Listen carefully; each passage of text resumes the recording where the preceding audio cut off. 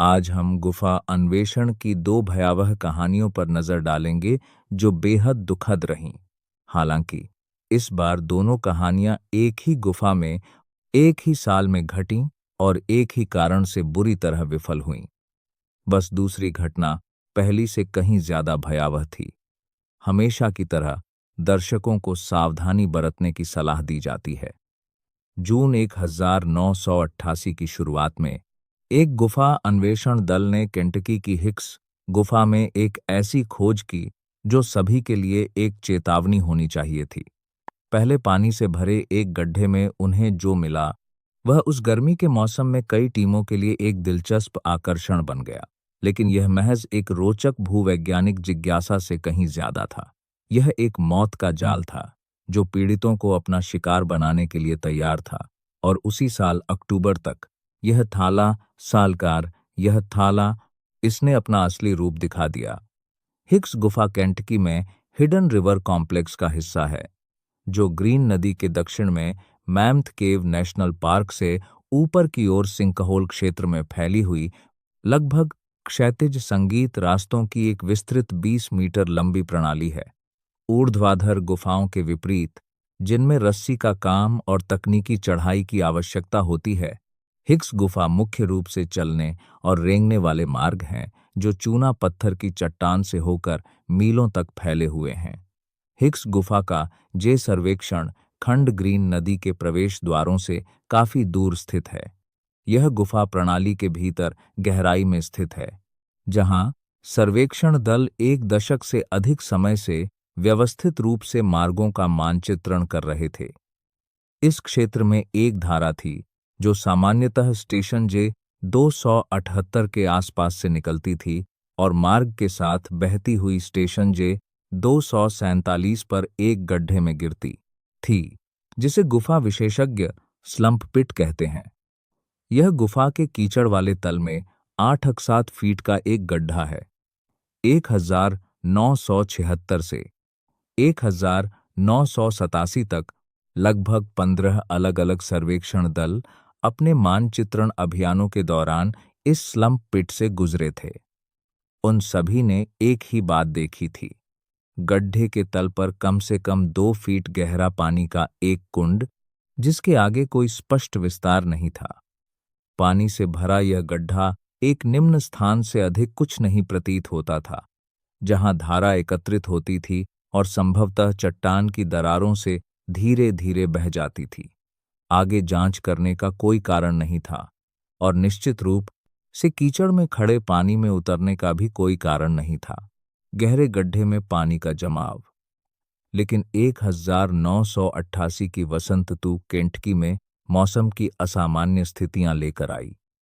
वसंत में शुरू हुआ और पूरी गर्मियों तक जारी रहा सूखा इस पूरे क्षेत्र की सभी गुफाओं में पानी का स्तर बहुत ज्यादा कम कर गया। जो नदियां आमतौर पर साल भर बहती थीं, वे अब पतली धाराओं में सिमट गईं या पूरी तरह से सूख गईं। दशकों से जो तालाब हमेशा मौजूद रहते थे, उनमें अचानक चट्टानी तल दिखने लगा, जो किसी की भी याद में पहले कभी नहीं देखा गया था। 1988 में मेमोरियल डे के सप्ताहांत पर एक सर्वे टीम स्टेशन जे 247 के पास से गुजरी और उन्होंने कुछ असाधारण चीज देखी। वह गड्ढा स्लंप पिट, जिसमें जब तक किसी को याद था 2 फीट गहरा पानी भरा रहता था, अब पूरी तरह से सूख चुका था। सूखे के कारण पानी का स्तर इतना नीचे चला गया था कि गड्ढा खाली हो गया था, जिससे उसका कीचड़ भरा तल और उस पुराने तालाब के नीचे दबी हुई अन्य चीजें दिखाई देने लगी थीं। यह खोज सर्वे टीम और उसके गुफा खोजकर्ताओं स्पेलंकर्स के लिए बहुत रोमांचक थी। पानी से भरा हुआ एक हिस्सा अब पहुंच के भीतर था और पानी से भरा भरा हुआ, और इस बात की एक लुभावनी संभावना थी कि जहां पहले पानी का अंत टर्मिनल सम्प दिखता था, उसके आगे कोई नया रास्ता मिल जाए। अगर पानी के नीचे कोई रास्ता आगे की ओर जाता, तो उससे छिपी हुई नदी की इस गुफा प्रणाली में कई महत्वपूर्ण नई खोजें हो सकती थीं। जून की शुरुआत में फिल ऑडेल ने विशेष रूप से नए खुले जदो 147 गड्ढे की जांच करने के लिए एक टीम बनाई और उसका नेतृत्व किया। इसका उद्देश्य यह पता लगाना था कि क्या कोई ऐसा रास्ता आगे की ओर जाता है जो पिछले 12 या उससे भी ज्यादा सालों से पानी के नीचे छिपा हुआ था। ऑडेल और उनकी टीम हिक्स गुफा के रास्तों से होते हुए स्टेशन जदोदो 147 तक पहुंची। शायद वे एक नई गुफा की खोज करने की संभावना को लेकर बहुत उत्साहित थे। जब वे उस गड्ढे के पास पहुंचे तो ओडेल ने नीचे उतरने के रास्ते का मुआयना किया। उन्हें वह रास्ता काफी आसान लगा। 8-7 फीट का वह गड्ढा न तो बहुत गहरा था और न ही उसमें कोई तकनीकी मुश्किल थी। बस सावधानी से अपने आप को नीचे कीचड़ भरे तल तक उतारना था।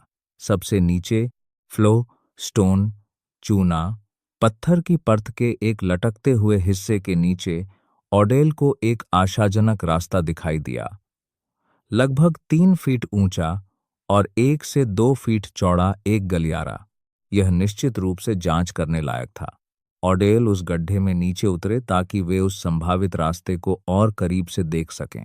वे गड्ढे के तल तक पहुंचे और फ्लो, स्टोन के नीचे बने उस संकरे रास्ते की जांच करने लगे। लेकिन तल तक पहुंचने के कुछ ही सेकंड के भीतर कुछ बहुत ही बुरा हो गया। ऑडेल रोशनी के लिए एक कार्बाइड लैंप का इस्तेमाल कर रहा था। कार्बाइड लैंप से एक स्थिर सफेद लौ निकलती है जो गुफाओं में रोशनी के लिए बेहतरीन होती है। लेकिन अचानक ऑडेल के लैंप की लौ में जबरदस्त बदलाव आ गया। वह सामान्य सफेद लौ चमकीले पीले रंग की हो गई और असामान्य रूप से 6 से 8 इंच लंबी हो गई। इससे भी अजीब बात यह थी कि लौ का आधार गैस आउटलेट पर सीधे होने के बजाय लैंप के छिद्र से लगभग 2 इंच दूर स्थित था। लौ का यह विचित्र व्यवहार एक तत्काल चेतावनी का संकेत था कि गड्ढे के वातावरण में कुछ गड़बड़ है। इससे पहले कि ऑडेल पूरी तरह से समझ पाता कि वह क्या देख रहा है, उसे शारीरिक लक्षण महसूस होने लगे। 1 मिनट से भी कम समय में उसे चक्कर आने लगे। उसकी सांसें भारी और अपर्याप्त महसूस होने लगीं, मानो सामान्य रूप से सांस लेने के बावजूद उसके फेफड़ों में पर्याप्त हवा नहीं जा पा रही हो। उसका संतुलन तेजी से बिगड़ने लगा और चलने की कोशिश करते समय वह खुद को गलियारे की दीवारों से टकराता हुआ पाया। अपनी बिगड़ी हुई स्थिति के बावजूद ऑडेल का अनुभव और प्रशिक्षण काम आया। उसने पहचान लिया कि वह खराब वातावरण में है, एक ऐसा वातावरण जिसमें अपर्याप्त ऑक्सीजन या अत्यधिक कार्बन डाइऑक्साइड या अन्य गैसें हैं। वह जानता था कि लक्षणों के बेहोशी या उससे भी बदतर स्थिति में पहुंचने से पहले उसे तुरंत गड्ढे से बाहर निकलना होगा। ऑडेल जल्दी से गड्ढे से वापस ऊपर चढ़कर जे सर्वे पैसेज लेवल पर पहुंच गया, जहां हवा की गुणवत्ता सामान्य थी। गड्ढे से बाहर निकलते समय उसके साथियों ने उसकी मदद की। शायद उसकी स्पष्ट परेशानी और घबराहट को देखते हुए ऑडेल बेहतर हवा में बैठ गया और गहरी सांसें लेने पर ध्यान केंद्रित किया, जिससे उसके शरीर को खराब वातावरण के थोड़े समय के संपर्क से उबरने का मौका मिला। कुछ मिनट तक सामान्य हवा में सांस लेने के बाद ऑडेल के लक्षण कम हो गए। उसकी सांसें सामान्य हो गईं, चक्कर आना बंद हो गया और उसका समन्वय बेहतर हो गया। वह भाग्यशाली था कि उसने खतरे को जल्दी पहचान लिया और खराब हवा के अधिक गंभीर प्रभावों से बचने के लिए खुद को बाहर निकाल लिया। ऑडेल के अनुभव की पुष्टि और प्रदर्शन करने के लिए उसके एक साथी ने एक साधारण परीक्षण किया। उसने गड्ढे के फर्श पर एक मोमबत्ती रखी और देखा कि क्या होता है। लौ केवल 15 सेकंड में बुझ गई। यह एक नाटकीय प्रमाण था कि गड्ढे के तल पर वातावरण दहन के लिए अनुपयुक्त था और इसलिए लंबे समय तक मानव जीवन के लिए उपयुक्त नहीं था। इस घटना के बाद टॉम एलर्स ने ऑडेल के अनुभव को दर्ज करते हुए एक विस्तृत दुर्घटना रिपोर्ट तैयार की। इस रिपोर्ट ने जेदो 147 स्लंप पिट में वास्तव में क्या हो रहा था, इस पर शोध को प्रेरित किया। ऑडेल और अन्य लोगों ने पुस्तकालयों में शोध किया और केंट की राज्य के खनन विशेषज्ञों और जल विशेषज्ञों से परामर्श करके उन वायुमंडलीय स्थितियों को समझने का प्रयास किया जिनका उन्हें सामना करना पड़ा था। निष्कर्ष यह निकला कि स्लंप पिट में हवा में कार्बन डाइऑक्साइड की मात्रा अधिक थी और ऑक्सीजन की मात्रा खतरनाक रूप से कम थी। यह गड्ढा मूल रूप से एक प्रकार से कार्य कर रहा था। यह भारी गैसों, खासकर कार्बन डाइऑक्साइड के लिए एक जाल था जो सामान्य हवा से ज्यादा सघन होती है और कम ऊंचाई वाले उन इलाकों में जमा हो जाती है जहां हवा का बहाव कम होता है। सूखे की वजह से गड्ढे से पानी सूख गया था, जिससे यह वायुमंडलीय खतरा भी सामने आ गया था। यह खतरा 1 दशक से भी ज्यादा समय से रुके हुए पानी के नीचे छिपा हुआ था। 1988 की पूरी गर्मियों के दौरान J247 स्लम्प पिट हिक्स गुफा के उस हिस्से में काम कर रही सर्वे टीमों के लिए एक आकर्षण का केंद्र बन गया था। टीमें खास तौर पर स्टेशन J247 पर रुकती थीं ताकि वे खराब हवा की इस घटना को दिखा सकें। सर्वे यात्राओं के दौरान यह एक सीखने, सिखाने का पड़ाव बन गया था। लेकिन गर्मियों में जिस चीज को एक दिलचस्प कौतूहल और सीखने के मौके के तौर पर देखा जाता था, वही अक्टूबर आते आते एक भयानक दुःस्वप्न का स्थल बन गई। गड्ढे के किनारे से जिस खराब हवा को सुरक्षित रूप से दिखाया जाता था, उसने अब अपना असली और भयानक रूप दिखाना शुरू कर दिया था। चेतावनी के संकेत साफ थे, खतरा ज्ञात था और उसके बारे में दस्तावेज भी मौजूद थे। लेकिन J247 स्लम्प पिट ने अभी गुफा खोज समुदाय का ध्यान खींचना बंद नहीं किया था। 8 अक्टूबर 1988 को गुफा खोज के 4 विशेषज्ञ केंटकी स्थित हिक्स गुफा के अंदर उतरे। हिक्स गुफा के स्टेशन J247 पर फिल ऑडेल द्वारा खराब हवा की खोज किए हुए 4 महीने बीत चुके थे। 1988 की पूरी गर्मियों के दौरान वह स्लम्प पिट एक कौतूहल और सीखने के मौके का केंद्र बना रहा, जहां सर्वे टीमें रुककर उन वायुमंडलीय खतरों को दिखाती थीं जो गुफा प्रणालियों में मौजूद हो सकते हैं। लेकिन गर्मियां बीतकर पतझड़ आ गया था और वह सूखा जिसने गड्ढे को सुखा दिया था और खराब हवा को उजागर कर दिया था, अभी भी जारी था। अक्टूबर आते आते हिक्स गुफा के उस हिस्से में वायुमंडलीय स्थितियां इस तरह बदल गई थीं जिन्हें कोई भी समझ या भांप नहीं पाया था। शनिवार 8 अक्टूबर को दोपहर के आस पास 4 लोगों की टीम हिक्स गुफा के वन प्रवेश द्वार पर इकट्ठा हुई। यह जगह उस स्थान से कई मील दक्षिण में थी जहां गुफा की भूमिगत नदियां फिर से सतह पर आकर ग्रीन नदी में मिल जाती हैं।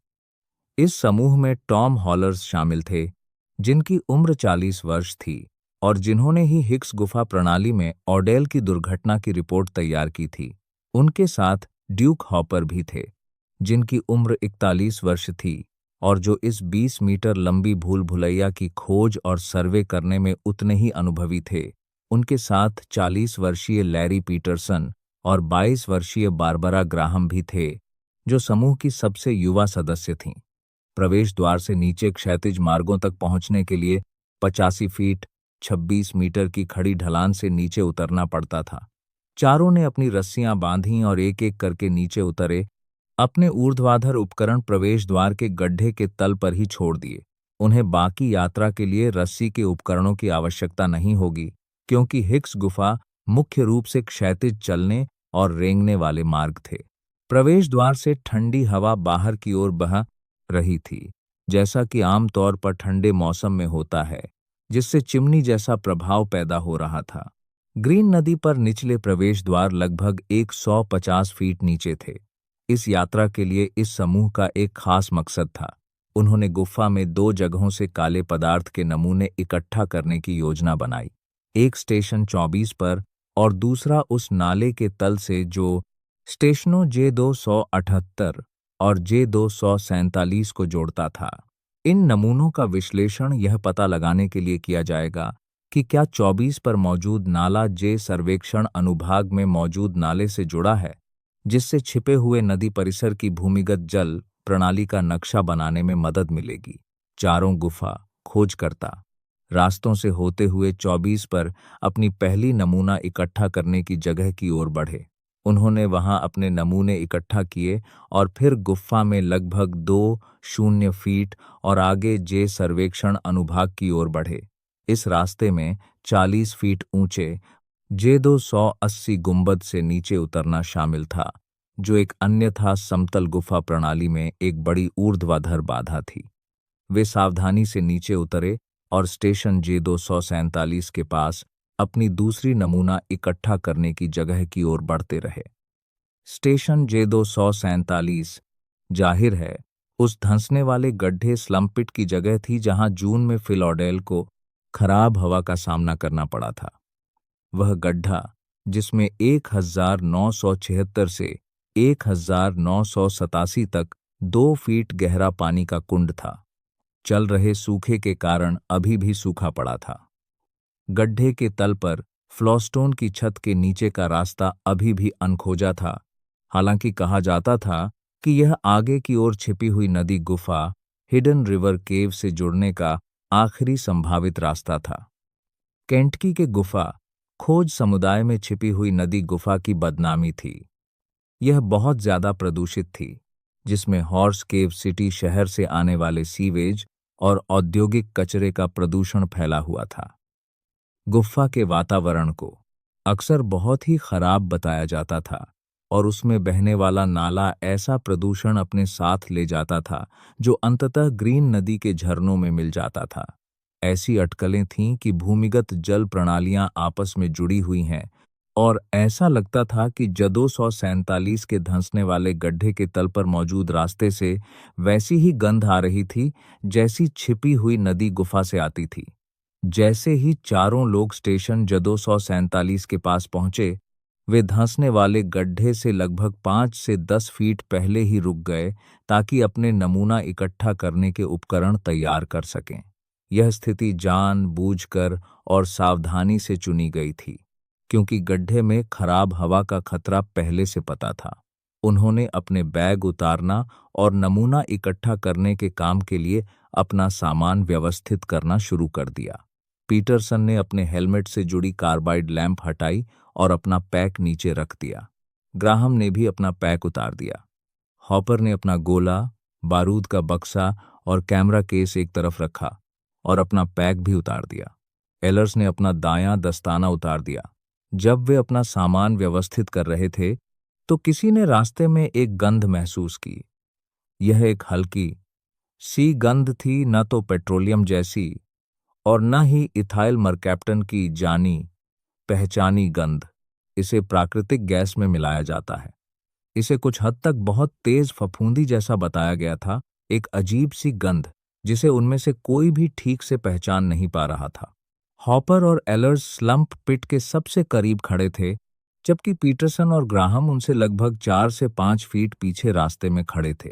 यह समूह उस नाले से पानी का सैंपल लेने के लिए तैयार था जो उस गड्ढे के पास से बह रहा था। ड्यूक हॉपर एक सैंपल बोतल लेकर स्लम्प पिट की ओर बढ़े। उनका कार्बाइड लैंप सामान्य रूप से जल रहा था, जिससे एक स्थिर सफेद लौ निकल रही थी। वह सावधानी से आगे बढ़े, क्योंकि उन्हें उस खराब हवा के खतरे के बारे में पता था जिसके बारे में 4 महीने पहले ही जानकारी मिली थी। जब वह गड्ढे के किनारे से लगभग 2 से 3 फीट दूर थे, तभी कुछ असाधारण और डरावना हुआ। अचानक रास्ते की छत के पास, ठीक हॉपर के कार्बाइड लैंप के सामने, एक चमकीला नीला आग का गोला दिखाई दिया। वह आग का गोला लगभग 2 फीट व्यास का था और किसी अलौकिक घटना की तरह हवा में तैर रहा था। हॉपर की पहली प्रतिक्रिया हैरानी भरी थी। उन्हें लगा कि उनके कार्बाइड लैंप का निचला हिस्सा शायद किसी तरह खुल गया है या खराब हो गया है। लेकिन 2 सेकंड बाद, इससे पहले कि कोई समझ पाता कि वे क्या देख रहे हैं या उस आग के गोले पर कोई प्रतिक्रिया दे पाता, स्लम्प पिट के ऊपर का पूरा इलाका एक जोरदार धमाके के साथ फट गया। यह धमाका पलक झपकते ही हुआ और इतना जबरदस्त था कि उसने पूरे रास्ते को लपटों से भर दिया। ऐसा लग रहा था मानो ये लपटें हवा से ही पैदा हो गई हों। टॉम एलर्स ने अचानक खुद को नीली लपटों के घेरे में पाया जो उनके चारों ओर हवा में नाच रही थीं। धमाका होते ही एलर्स और हॉपर दोनों ही अपनी जान बचाने की सहज प्रवृत्ति के चलते पीछे की ओर कूद पड़े और गुफा के फर्श पर जोर से जा गिरे। लपटों से निकलने वाली नीली रोशनी ही अब उस रास्ते में रोशनी का एकमात्र जरिया थी। धमाके की जोरदार ताकत से चारों कार्बाइड लैंप बुझ चुके थे। हॉपर और एलर्स से 4 से 5 फीट पीछे खड़े बारबरा ग्राहम और लैरी पीटरसन लपटों के सीधे असर वाले क्षेत्र से तो बाहर थे, लेकिन जो कुछ वे देख रहे थे उससे वे इतने घबरा गए कि उनकी जान बचाने की सहज प्रवृत्ति तुरंत हावी हो गई। बिना कुछ सोचे समझे उन दोनों ने पलटा खाया और तेजी से रेंगते हुए वापस रास्ते की ओर भागने लगे। स्लम्प पिट में भड़की भीषण आग से बचने के लिए बेताब हॉपर और ऑलर्स लपटों में घिर गए। उन्हें समझ नहीं आ रहा था कि कहाँ जाएं। आग बुझने का नाम ही नहीं ले रही थी। ऐसा लग रहा था मानो वे किसी अजगर के मुंह के सामने खड़े हों और कोई आग उगलने वाला यंत्र उन पर लगातार गर्मी बरसा रहा हो। सिर्फ अपनी शारीरिक क्षमता के सहारे हॉपर और ऑलर्स अंधाधुंध गड्ढे से दूर जाने लगे। वे एक ऐसे बिंदु पर पहुंचे जहां वे एक दूसरे को देख सकते थे, लेकिन गर्मी इतनी भीषण थी कि किसी भी क्षण उनकी जान जा सकती थी। उन्हें कुछ करना था और अभी करना था। दोनों ने महसूस किया कि वे अब लपटों के नीचे थे, गुफा के फर्श से चिपके हुए थे जहां वे अभी भी अपेक्षाकृत अच्छी हवा में सांस ले सकते थे। आग उनके ऊपर थी, हवा से हल्की गैसों या छत की ऊंचाई पर सामान्य वातावरण में मिश्रित गैसों से भड़क रही थी, लेकिन वे वहां नहीं रह सकते थे। गलियारा आग की गड़गड़ाहट से भर रहा था। उन्हें अपनी जान बचाने के लिए रेंगना पड़ा। हॉपर और ओर्स रेंगते हुए वापस गुफा के रास्ते से ऊपर चढ़ने लगे। अपनी नाक गुफा के फर्श से सटाए हुए थे, जहां हवा अभी भी सांस लेने लायक थी। वे आग की लपटों और गर्मी की छत के नीचे रेंग रहे थे। जितनी तेजी से हो सके आगे बढ़ रहे थे, साथ ही इतना नीचे भी रह रहे थे कि ऊपर लगी भीषण आग से बच सकें। अपनी जान बचाने के लिए उन्होंने पहले 40 फीट का सफर इसी भयानक स्थिति में तय किया। पेट के बल रेंगते हुए ऊपर नीली लपटें नाच रही थीं। कल्पना कीजिए, 40 फीट यानी 12 मीटर से भी ज्यादा। लैरी पीटरसन ने जहां से वह और ग्राहम पीछे हटे थे, वहां से पीछे मुड़कर देखा और एक ऐसी छवि देखी जो उनकी स्मृति में हमेशा के लिए बस गई। आग की दीवार से रेंगते हुए दो साए, आग और गर्मी के कारण उनके शरीर मुश्किल से दिखाई दे रहे थे। उन्हें तीव्र गर्मी का एक झोंका महसूस हुआ, यहां तक कि जहां वे थे वहां से भी, और वे उस भयंकर आग से दूर बढ़ते रहे। गड्ढे से 40 से 50 फीट रेंगने के बाद हॉपर और ओर्स रुके और उस जगह को देखा जहां से वे बच निकले थे। आग की लपटें गलियारे में उनका पीछा नहीं कर रही थीं, लेकिन जेदो 147 पर दृश्य भयावह था। गड्ढा एक विशाल स्टर्नोकैन जैसा दिख रहा था, जिसमें चौड़े गलियारे में चारों ओर आग की लपटें जल रही थीं। स्लम्प पिट के ऊपरी सिरे से बस कुछ इंच ऊपर गहरे नीले रंग की लपटों की एक दीवार उठने लगी और ऊपर की ओर फैलते हुए पूरे रास्ते को भर दिया। जलती हुई गैसों की गड़गड़ाहट से एक गहरी और लगातार गूंज पैदा हुई जो पूरी गुफा में गूंज उठी। हॉपर को जलने से चोटें आई थीं, लेकिन वह आगे बढ़ने में सक्षम था।